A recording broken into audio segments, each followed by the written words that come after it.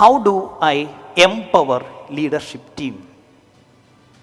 Leadership ടീമിനെ എന്ത് ചെയ്യണം? എംപവർ ചെയ്യണം, അവരെ കൂടുതൽ ശക്തരാക്കി മാറ്റണം. കാരണം എന്തായി?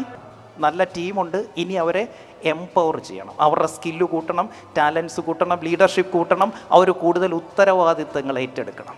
Break through question: how can I get out of the system? ഒരു ടാർഗറ്റ് ഇട്, 100-നും 1000-നും ഇടയ്ക്ക് ബിസിനസ്സിനെ എത്തിച്ചിട്ട് അന്നത്തെ പ്രശ്നമാണ് ഏത്? Get out of system. ഇപ്പോൾ സിസ്റ്റത്തിൽ നിന്ന് പുറത്തേക്ക് ഇറങ്ങാൻ പോയി കഴിഞ്ഞാൽ 50 കോടിയിൽ നിൽക്കുന്ന ആ ബിസിനസ്സിനെ 100-ലേക്കോ 100-ന് മുകളിലേക്കോ എത്തിക്കാൻ പറ്റില്ല. സോ ഇപ്പം നിങ്ങൾ ചെയ്യേണ്ടത് ബിസിനസ്സിൽ നിന്ന് പുറത്തിറങ്ങുക എന്നുള്ളതല്ല, അത് 100 കോടി കഴിഞ്ഞിട്ട് നമുക്ക് ചെയ്താൽ മതി. 100 വരെ എത്തിച്ച് 100-ന് മുകളിൽ എത്തിക്കുക എന്നുള്ളത് നിങ്ങളുടെ തന്നെ ഉത്തരവാദിത്തമാണ്. അത് കഴിഞ്ഞ് നമുക്ക് പോകാം.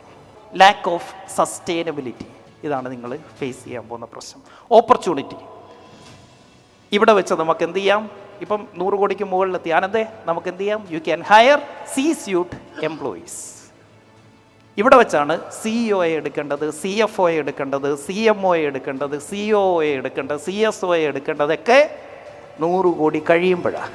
100+ എത്തിക്കഴിയുമ്പോൾ നമുക്ക് നിങ്ങളെ റീപ്ലേസ് ചെയ്യേണ്ട ആളാണ് CEO. ഈ CEO എടുക്കുമ്പോൾ ഒരു കാര്യമുണ്ട്, C-സ്യൂട്ടിലേക്ക് ആരെ എടുത്താലും ഒരു കാര്യം ശ്രദ്ധിച്ചോണം, ഒരു കാരണവശാലും ഹെഡ് മൂത്ത് SI ആകുന്ന പരിപാടി ഇവിടെ വേണ്ട. ഏത്?